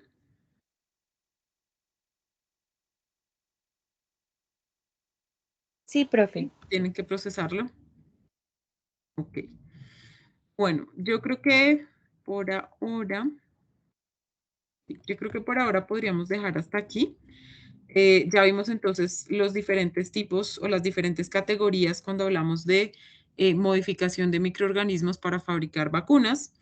Ya la próxima clase entonces hablaríamos un poquito acerca ya de la aplicación de vacunas como tal. Entonces hablaríamos de los adyuvantes que ya más o menos les mencioné. Hablaríamos un poco de los calendarios de vacunación, aunque pues es algo más de clínica, pero pues hablaremos un poquito en general de las recomendaciones, de los posibles efectos adversos que pueda tener la aplicación de una vacuna. Gran parte de esto pues también indirectamente se habló o está incluido dentro del artículo que leyeron para el día de hoy. Entonces vamos a hacer una actividad con el artículo. No sé si ustedes, bueno, ustedes yo creo que ya pueden ingresar a la plataforma y ver la actividad. Me cuentan porfa si la están viendo. No me acuerdo si la dejé visible. Ya estoy entrando igual. No, profe. ¿No? Ah, bueno, ya voy. Creo que la dejé entonces oculta.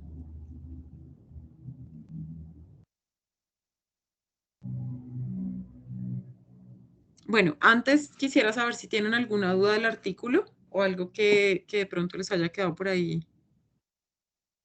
Ay, no me deja ingresar. Ay, sí, profe, yo. Señora. Profe, espera.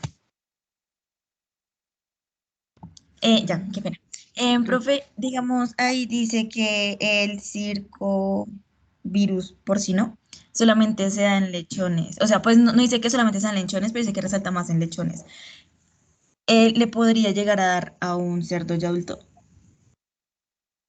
Pero dices, no, no entiendo. O sea, que si ese circovirus por la transferencia de materia fecal le podría llegar a afectar a un adulto. Sí, sí, sí, señora. Pues generalmente cuando ya son adultos, pues ellos ya están vacunados y su sistema inmune pues ya es más fuerte, entonces es menos probable que le dé. ¿Mm? Pues hasta donde tengo entendido es una enfermedad que afecta más que todo a lechones, sí, justamente, pero pues para que generara enfermedad en un animal adulto tendría que ser un animal que está pues inmunosuprimido, que no tiene pues suficientes defensas y que no tiene una respuesta específica contra el virus. Pero no, pues digamos que los animales más afectados en mi conocimiento pues sí son los lechones y no recuerdo que afecte más a ellos. A los adultos no. Vale, profe, muchísimas gracias. Vale. ¿Alguna otra duda, pregunta? ¿Comentario?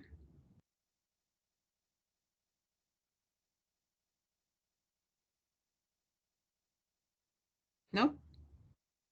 ¿Todo claro? ¿Sí? Profe, yo tengo una duda. Es que había una parte donde hablaban que con los peces si se hacía como ese tipo de transferencias, pues había como un tipo de gen que estaba como involucrado y que ese tipo de gen pues hacía que como que el animal tuviera más años de vida, como que se volvía más joven, algo así. ¿A qué se debe esto? Espérame, busco esa parte porque no recuerdo. ¿De peces? Ya, ya, ya. Mm, ya, estoy revisando esa parte porque no recuerdo bien. Sí.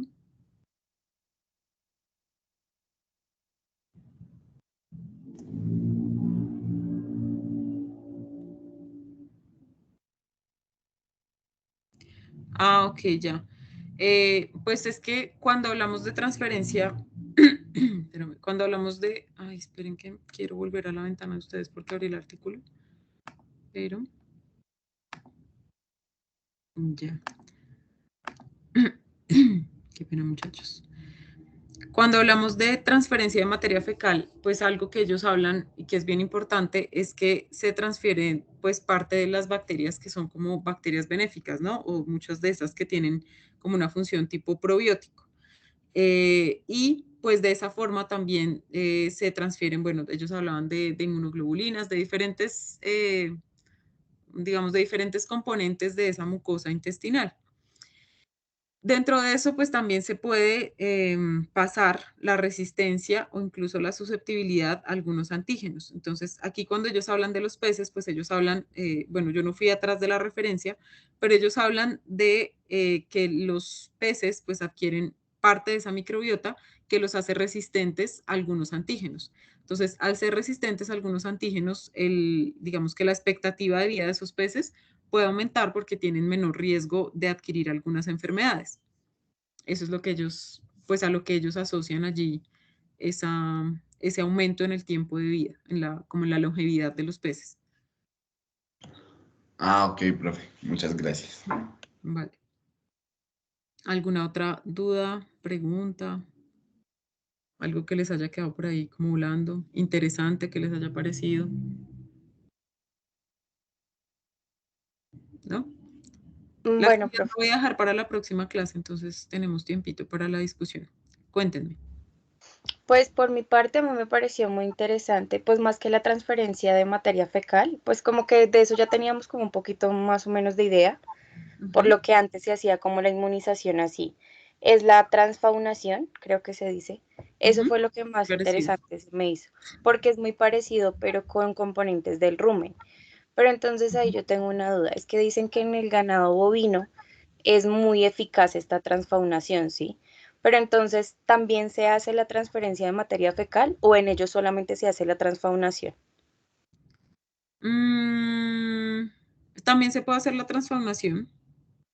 O sea, en general en todos los animales de producción también se puede hacer la transformación. No solamente, pues digamos que como el análogo del rumiante, muchas veces sería ese que se hace directamente en rumen, pero no quiere decir que no se pueda hacer en intestino. O sea, se pueden hacer los dos. Ahora, en rumiantes muchas veces, pues bueno, por la formación de sus preestómagos, por esas cámaras que tienen, pues muchas veces es difícil que una sonda logre llegar hasta el intestino, ¿cierto? Va a ser mucho más difícil. Entonces, no recuerdo si ellos lo mencionaban allí o si lo leí en otra parte, pero lo que se hace muchas veces es que esa transferencia de materia fecal se hace de vía rectal, no desde vía oral. ¿Sí? Entonces, eso pues sería como la diferencia, ¿no? Porque la transfaunación muchas veces sí se puede hacer ya con la sonda, pero la transferencia de materia fecal pues no da. Por facilidad de manejo es mejor desde la vía rectal y no desde vía oral, pero sí se puede hacer, Ah, ok, profe, gracias. ¿vale? ¿Qué otro comentario, duda que les haya llamado la atención?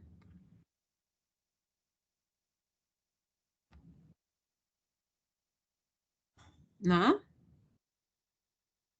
¿No vieron una parte que hablaba sobre... Profe, Señora. pues a mí me llama mucho la atención, pues me llamó en general mucho la atención el artículo. Me parece que estaba súper chévere. Una parte que me llamó mucho la atención es que hay como 3 usos importantes. ¿Tres qué? Usos importantes, como Ajá. aplicaciones, que era el uso terapéutico, el profiláctico y para estimular la inmunidad específica a patógenos. Entonces me llama la atención porque pues no es algo que se utilice específicamente para una cosa, sino que tiene muchas aplicaciones. Entonces eso es pues muy importante. Y me parece chévere como la implementación de esto porque es algo que, digamos, para producciones, pues no implica altos costos. Entonces siento que es una alternativa muy buena y que pues estás usando la materia prima, por decirlo así, que te dan los animales. Exactamente, no tiene mayores costos, ¿no? No tiene mayores costos y eso pues ya es bien importante. Sí, y el uso profiláctico que también es bien importante. ¿A ustedes no les llamó la atención? Por ejemplo, bueno, a mí la primera vez que lo leí me llamó mucho la atención la parte que hablaba de que cambiaba como la constitución del individuo, ¿no? Entonces que, por ejemplo, en algunos animales se veía que podían empezar a perder peso, que en otros, que era transferida materia fecal de animales de mayor condición corporal, empezaban a ganar peso, que creo que solo, no me acuerdo, creo que lo extrapolaban a humanos o que pasaba también en humanos. Que las personas o cuando había un donante que era obeso y ese donante pasaba esa materia fecal a un individuo que tenía pues una condición corporal delgado, en ese caso, pues lo que pasaba es que el receptor empezaba a ganar peso de una forma pues que no era normal habitualmente para él. Entonces, no sé si a mí esa parte me llamó mucho la atención, porque eso pues prácticamente significaría que la condición corporal, o bueno, uno puede inferir que la condición corporal está asociada en gran parte a la microbiota, ¿sí? Cómo esa microbiota digiere, cómo esa microbiota degrada lo que consumimos y de esa forma pues como que se demarca prácticamente si nosotros vamos a tener obesidad o si no vamos a tener obesidad. No sé si leyeron esa parte que estaba ya como, no me acuerdo si era como al final o hacia la mitad. Sí, profe, estaba como en la ¿Sí lo primera vieron? parte. Y también Ah, decía sí. algo como que eso también estaba relacionado como con la genética. O sea, que este trasplante de materia fecal como que iba relacionado a modificar algo genético. Que eso también fue algo que yo quedé como, pues sí, es interesante porque no solamente es sobre la microbiota y eso, sino que ya se va como también algo genético. Y algo comportamental, porque también ellos hablaban que el comportamiento, como, y bueno, eso sí, creo que esa referencia sí fui a buscarla porque me pareció súper interesante, y es que se dieron cuenta que, pues bueno, algunos fenotipos, que era lo que yo les decía, que ahí ya estoy citando casi que el artículo, entonces, fenotipos asociados con sistemas fuera del tracto gastrointestinal pueden ser transferidos a través de la materia fecal o de la transferencia de materia fecal. Por ejemplo, Kelly describe, bueno, hay Kelly y colaboradores en el 2016 describieron la transferencia del comportamiento consistente con depresión y ansiedad a través de la materia fecal. Eso me pareció supremamente interesante. ¿Por qué? Bueno, ustedes no sé si ya antes han escuchado o han visto que hablan acerca de que el sistema nervioso, pues es como el sistema nervioso, el sistema digestivo, el intestino es casi que como otro cerebro, ¿no? Que hay gran cantidad de neuronas que uno siente o que uno también puede sentir a través de los intestinos. ¿Sí han escuchado ese tipo de comentarios? ¿O no? ¿Nunca? ¿No? Bueno, Sí, entonces, profe. cuando hay paso de materia fecal o cuando se hace esa transferencia, pues me llamó la atención porque ellos hablaban, y bueno, si les interesa ese artículo, hablaban que la microbiota fecal también en humanos está asociada a esos comportamientos depresivos, a comportamientos de ansiedad. Entonces, eso pues, bueno, digamos que actualmente estas dos enfermedades, bueno, la ansiedad ya casi que hace parte del día a día de muchos, la depresión también. Entonces, es un problema ya a nivel de salud pública, ¿no? porque hay muchas personas que tienen esos problemas de ansiedad y depresión, sea en mayor o en menor escala. Entonces, si esta sugerencia que hace aquí este artículo, que es bien interesante, si les interesa, yo lo puedo poner ahí en la plataforma, que se llama Transferring the Blues, algo así creo que se llama, que es como transferir también como, es que no, el blues es como, cuando uno está blue en inglés es como estoy emo o estoy deprimida o estoy, bueno, no sé ustedes qué término utilicen, como estoy darks, como estoy así como sad, ¿sí? Entonces, cuando ellos hablan de eso, pues hablan que la microbiota también juega un papel importante porque interactúa o digamos que puede interferir en la liberación de algunos neurotransmisores y de cómo estas neuronas captan esos neurotransmisores. Entonces, el comportamiento también es algo que puede pasar a través de esa transferencia de materia fecal, ¿no? O sea, pues comportamiento entre comillas, ¿no?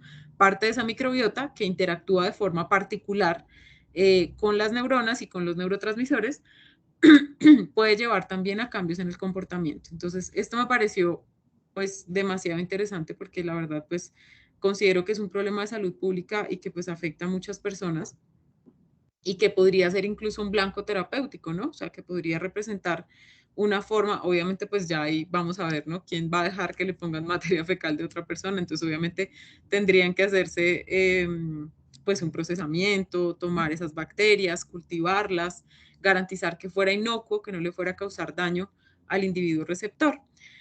Entonces, esa parte pues me pareció súper interesante. Bueno, los escucho. ¿Qué más les pareció chévere del artículo? Saco mi libretica.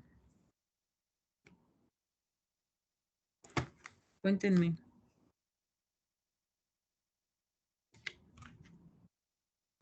¿Nada? ¿Sí lo leyeron? Pues a mí me pareció muy interesante, digamos, cómo utilizaban los diferentes microorganismos, pues para generar, digamos, que en otro animal como ese tipo de que sea como, no sé cómo decirlo, como que ayude ante algunas enfermedades y eso. Y digamos, como que me pareció muy interesante lo que utilizaban, digamos, con los rumiantes, con las bacterias que tienen en el rumen. Entonces, pues me parece que eso podría ser una opción muy buena, pues para utilizarla muy seguido, ya que puede generar, digamos, como un tipo de inmunidad poblacional. Sí, sí. Y Y además, bueno, sí. pues no sé, digamos, me genera una duda porque pues digamos, si eso se puede generar en los rumiantes, pues no sé, digamos que en otro tipo de animales también se puede generar, pero pues digamos con diferentes eh, pues, microorganismos que tienen los animales, digamos, no sé, los equinos, pues digamos que de lo que tengo entendido yo, tienen pues bastantes microorganismos en el ciego. Entonces, pues se podría como manejar ese tipo de microorganismos que tienen en el ciego, pues también para generar, digamos, como que un tipo de inmunidad, pues en los equinos. Ujú. Me preguntas que si se puede utilizar. Se podría. ¿Sí? Lo ¿O de es las como? equinas, sí. Ok. Sí, pues digamos que particularmente no sé si ellos aquí creo que no mencionan equinos, de lo que yo recuerdo, entonces hablan de otros animales ya más de producción, como de granja, por decirlo así. Sin embargo, pues yo pienso, así como se aplica o como también se ha hecho en humanos, yo pienso pues que sí es algo que se puede aplicar a otras especies como los equinos. Además, pues algo bien importante que ellos, sí, si hablan de colitis, hablan de Clostridium, pero no me acuerdo si es en ellos o es en caninos. Sí, profe, ¿Sí? De de la Clostridium. difícil. Ah, ok, sí, entonces sí era Clostridium en ellos.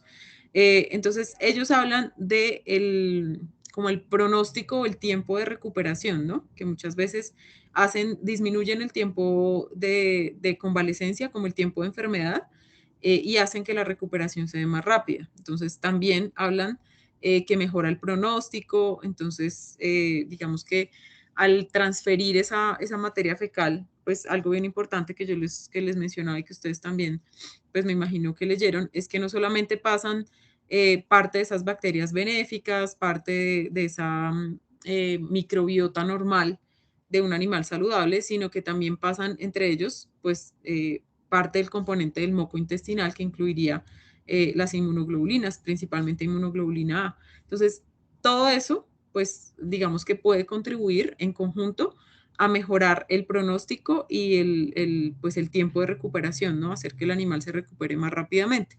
Entonces, sí es algo que, pues, pienso que se puede aplicar en casi que todas las especies. Ahora, hay digamos que unos pequeños obstáculos que hacen que no sea tan fácil aplicarlo, ¿no? Entonces, incluso creo que ellos hablaron de animales silvestres como de los primates, de macacos, de micos. Ellos hablaron también de otras especies, entonces, y hay otro artículo también, por si a alguno le interesa en particular, en animales silvestres, no dejé ese, dejé este que es como más amigable de leer, pero tengo uno también en animales silvestres en los cuales se utilizan este tipo de protocolos. Muchas veces al ser animales en cautiverio, pues esa microbiota se ve totalmente alterada y eso aumenta la incidencia de enfermedades.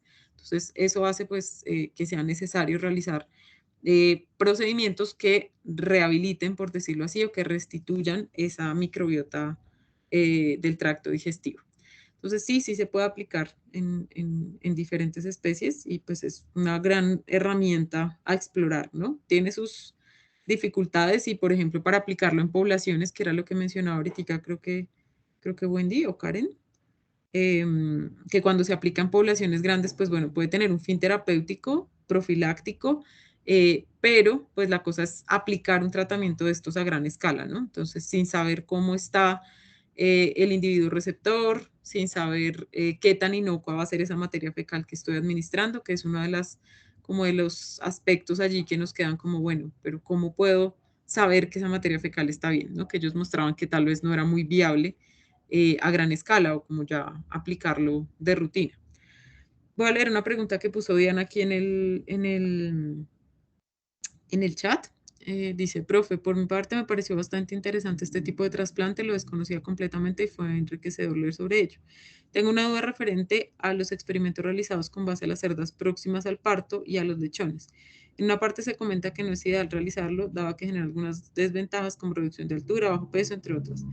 Pero más abajo se comenta una ventaja con base a la disminución de lesiones, teniendo en cuenta algunos patógenos. En este caso, según tu conocimiento, ¿lo recomendarías? Pues bueno, digamos que no sé si ustedes recuerdan cuando ellos hablaron de como de algunos contras o de algunos aspectos que se podrían mejorar. Ellos mencionaban que lo ideal sería garantizar que esa materia fecal fuera inocua, ¿no? Entonces, ¿qué significaría eso en términos prácticos? Significaría que yo prácticamente tendría que hacer cultivo de todo lo que hay allí, aislar todo lo que hay allí, saber y determinar si es patogénico o no, y no solamente bacterias, ¿no? También virus, también parásitos. Entonces significaría que yo tendría que testar esa materia fecal contra todo lo que pudiera causar enfermedad para que si yo se lo administro a esa cerda o a esa hembra gestante, esas crías no vayan a salir afectadas, ¿no? Porque si tiene alguna gente que pueda inducirme aborto, pues yo ya la estaría embarrando totalmente, ¿no? Le estoy induciendo prácticamente enfermedad a ese animal. Entonces, pues yo la verdad en un animal en estado gestacional, si no tengo cómo testar esa materia fecal, que pues en términos prácticos y en trabajo en campo, pienso que no es algo muy viable. Tal vez ya si hablamos de un paciente que estoy tratando, que tuvo terapia antibiótica prolongada, que tuvo una enteritis severa, como la que puede causar, por ejemplo, el Clostridium, en ese caso, pues ya lo consideraría, ¿no? Porque sería solamente un paciente. Pero si ya yo pienso en una población, como les decía hace un ratico, sea de hembras gestantes o sea de individuos aparentemente sanos, lo pensaría, porque no sé qué puede estar pasando a través de esa materia fecal. Entonces tendría que testarla, que probarla para diferentes antígenos. ¿Sí? A ver, ¿qué más? Listo, Diana. Profe, Señora, me surgió aquí una duda, no sé si tú de pronto sepas, dime. este trasplante de materia fecal o la transfaunación, ¿es común que se haga en Colombia o se hace en otros países? Porque, por ejemplo, en una parte de la lectura decía que en los países desarrollados se utilizaba el trasplante de materia fecal como tratamiento para la Clostridium difficile. Sí, Ujú. pero entonces, ¿acá en Colombia también es común que se haga este tipo de cosas o no? Pues bueno, yo no me desempeño mucho en clínica, no me desempeño en clínica, de hecho. En mi conocimiento, bueno, al menos mientras yo estuve en la universidad, sí era habitualmente realizada la transfaunación. Entonces, cuando, bueno, había, en ese caso, y bueno, yo creo que en hospitales veterinarios de grandes animales, es probable y seguramente en universidades fuera del país seguramente se hace, porque pues aquí se hace. Entonces, aquí, bueno, en la Universidad Nacional teníamos en ese momento un animal que era como el donante de esa microbiota ruminal. Entonces, él tenía una fístula ruminal permanente y lo que se hacía pues era que cuando había bovinos en la clínica que perduraban o que permanecían mucho tiempo allí, que eran sometidos a tratamiento antibiótico prolongado, que ya empezaban a presentar incluso algunas veces diarrea, que presentaban pues como síndrome de mala absorción, en esos casos la medida terapéutica era hacer esa transfaunación y se veía una mejora bien evidente del animal. Entonces se hacía 2 veces, creo que lo hacíamos, tomábamos contenido ruminal del animal donador, que era un animal sano, pues estaba bien, y eso, pues ese contenido se pasaba por sonda. Entonces, en ese caso, pues sí se aplica. Ahora, la de materia fecal puntualmente no la he visto aquí en nuestro país, yo no la he visto, pero pues posiblemente sí se realice en casos puntuales. No creo que sea algo que se aplique, repito, a gran escala, pero sí yo creo que con algunos pacientes se podría realizar. Pero pues Ah, vale, puntualmente que yo profe, les diga, gracias. sí sé que en tal región, no tengo conocimiento al respecto. Pero sí me parece que es algo, o sea, este artículo lo dejé justamente como para abrir esa ventana y que pues se exploren ustedes, que muchos de ustedes pues ejercerán ya como clínicos seguramente en campo o con pequeños animales, son formas de explorar las herramientas que ya tenemos, ¿no? Entonces, como por ahí lo decían hace un momentico, se tiene ese material, se tiene la materia fecal, obviamente está ahí, entonces podríamos realizar algún tipo de procedimiento relacionado. Entonces, ellos hablan también del parvovirus, ¿no? Que mejora el tiempo de recuperación, la tasa de recuperación con esa infección de parvovirus canino. Entonces, pienso que es algo que se puede implementar, que no tiene, pues digamos, costos exagerados. Tal vez sí podría representar un riesgo, tendríamos obviamente que tratar de garantizar que el animal que está siendo el donador pues sea un animal sano. Eso yo pienso que sería como el aspecto más crítico, el punto más crítico dentro de estas medidas terapéuticas. ¿Algún otro comentario? Pues, Creo que alguien que está hablando, pero no escucho bien. ¿me escuchas, profe? Ya, ahora sí te escuché.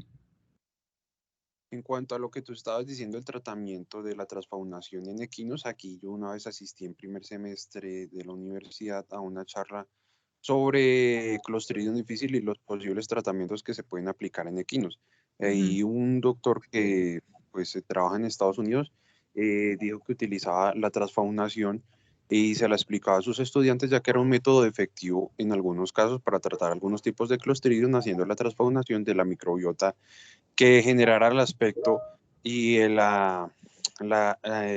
¿cómo se dice? Como que tú estabas diciendo, de incentivar la población microbiana en los intestinos para mejorar una respuesta inmunológica y que haya una mejor metabolización de los alimentos, de las proteínas y otros tipos de elementos para que pueda mejorar eh,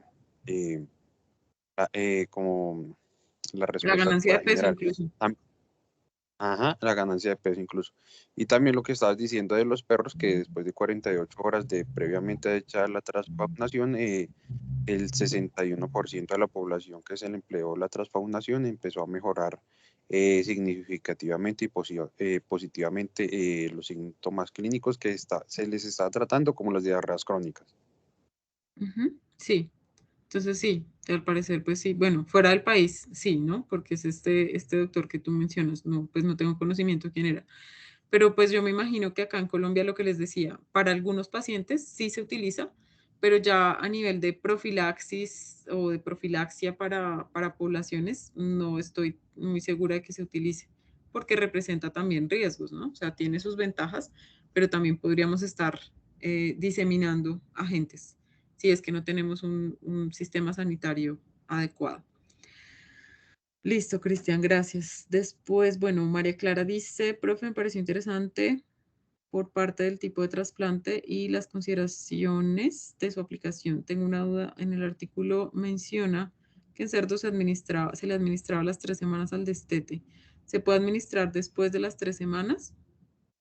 Sí, yo pienso que pues algo que ellos mencionan es que no tiene mayores restricciones en cuanto al receptor, ¿no? Porque pues digamos que no hay un efecto adverso 100% esclarecido, no, pues digamos que va a depender de la calidad de la materia fecal que tú le estés pasando a estos animales. Digamos que a las 3 semanas, que es el punto del destete, es un punto crítico, porque pues él va a dejar, o sea, ya deja de recibir esa leche materna, entonces empieza pues un periodo de transición en toda la microbiota del tracto digestivo. Entonces, en esas 3 semanas sería ideal, ¿por qué? Porque se está dando un recambio, o se está alterándose toda la microbiota intestinal, y para evitar un desequilibrio por el lado, digamos, por el lado malo, ¿sí? Pues lo que se hace es tratar de administrar la microbiota de un animal saludable, y de esa forma pues colonizarían bacterias o colonizaría microbiota que pues fuera benéfica para ese lechón, para ese cerdito de 3 semanas. Que si se puede administrar después, sí, no pienso que haya ninguna contraindicación. De hecho, entre más grande incluso tal vez pueda ser mejor porque ya su sistema inmune va a estar más estimulado. Pero pues el objetivo puntual en esas 3 semanas es que es un punto crítico en el que la microbiota puede sufrir desequilibrios, que es en un punto donde generalmente se pueden dar mayor incidencia de diarreas. Entonces, por ese lado, pues es que se recomendarían esas 3 semanas, que es el punto crítico. ¿Listo? ¿Alguna otra pregunta? ¿No? ¿Todo bien? Bueno, ¿vieron algo sobre la resistencia antimicrobiana en el artículo? ¿O qué pensarían ustedes si yo le paso materia fecal de un individuo a otro y resulta que esas bacterias eran resistentes a antibióticos? Ese es un punto crítico, ¿no? Entonces, hay varios aspectos que deberíamos tener en cuenta. La resistencia antimicrobiana me parece que, bueno, actualmente y para nosotros como profesionales del área, pues es muy importante que conozcamos acerca de la resistencia.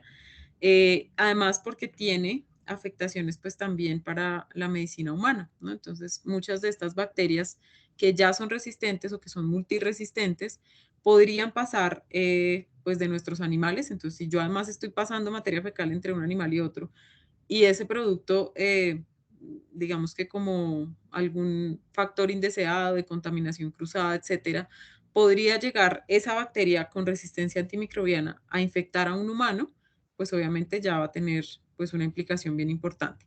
Y es gran parte de nuestra labor como médicos veterinarios garantizar también la salud de los humanos, sobre todo cuando hablamos de puntos críticos, como es el consumo de ya sea productos secundarios o productos derivados de los sistemas de producción animal. ¿Listo? Entonces, la resistencia antimicrobiana me parece que es un punto bien importante que debemos considerar. Y bueno, entonces, ¿no tienen más dudas, comentarios, opiniones? ¿No? ¿Todo claro? Bueno, entonces ya voy a habilitar la actividad. Es un taller corto. Tendríamos, esperen que estoy ajustando la hora. Listo, perfecto. Bueno, entonces es un taller corto, es un taller para que ustedes desarrollen en grupo, no individualmente, en grupo. La idea, ¿por qué en grupo? Bueno, en grupo pues es, digamos, la idea que ustedes discutan, que ustedes digan, bueno, yo opino que esto es una ventaja, que esto es una desventaja, no, pero yo opino que esto sí es ventaja. La idea es que haya discusión, que ustedes pues comenten acerca del artículo, de pronto un poco más a fondo de lo que hablamos hasta ahora aquí. Y pues pues también es mucho más práctico, obviamente, calificar no 36 textos, porque a veces ustedes se emocionan. Entonces, la idea es que pues hagan el trabajo pues en grupo, repito, que sean concretos, y que sean concretos no quiere decir que me respondan una frase y porque sí y punto. No, ¿listo? Entonces, la idea es esa. Cristian escribe, que me apareció aquí, fue en el celular. En cuanto a la inmunidad y resistencia a tratamientos antimicrobianos, ¿se aplicaría un examen al animal sobre resistencia antimicrobiana en sangre?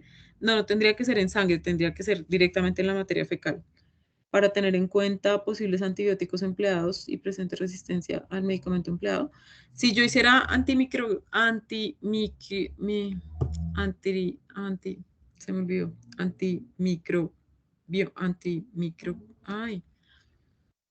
antibiograma. Si yo hiciera antibiograma, tendría que hacerlo directamente en la materia fecal del animal donante. Y si yo sospecho de una septicemia o que ya la bacteria está en sangre, ahí sí tendría que hacer el antibiograma de la sangre. ¿Listo? Cultivo y antibiograma. Primero cultivo y después antibiograma. ¿Vale? Y generalmente cuando se hace el antibiograma no se hace contra un solo antibiótico, sino contra varios antibióticos. O sea, uno busca qué antibiótico sería el que sería más eficiente para esa bacteria. ¿Listo? Bueno, listo muchachos. Entonces es un taller corto. Allí en el taller ustedes van a encontrar un documento de Word sobre el cual sugiero que trabajen. Entonces en ese mismo pueden responder las preguntas. Y como siempre, por favor, en el nombre del archivo les pido, por favor, que pongan sus apellidos. ¿Listo? Para que de esa forma pues yo pueda pasar las notas más fácilmente y más rápidamente. Laura, sí, tengo tutoría también con el grupo de Sergio antes, entonces me comunicaría contigo cuando termine la tutoría del grupo de Sergio. ¿Sí? Bueno, listo muchachos, entonces la entrega de esa actividad sería para la próxima clase, para hasta la 1 de la tarde lo dejé. Ahí haríamos discusión del taller y continuaríamos con la última parte de vacunas, ¿vale? Vale, profe. Listo. Profe, Te puedo preguntar, ¿nos puedes también a mi grupo dar tutoría? ¿Tú no eres del grupo de Cristian? Ah, no, tú no eres del grupo de Cristian. Sí. Entonces después de Laura. Vale, profe. ¿No les aparece en el aula todavía? no, profesora, lo que te iba a decir. Ay, qué güey, ya voy. No, es que lo que hice fue cambiarle la hora, pero no le di mostrar. Listo, ahora sí les debe aparecer. Denle a actualizar y confírmenme, porfa.